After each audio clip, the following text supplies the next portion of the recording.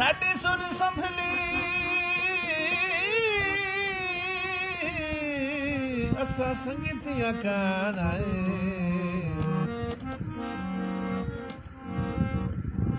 नहीं सोचिया कतन भी माड़ा सानू जी ने बदले नफरत जी गई गया इजदाले खिचवाड़ा साडे मुखलिस बेली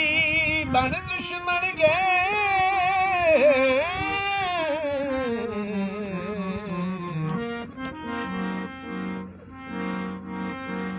किता उन्हां नाल असां की माड़ा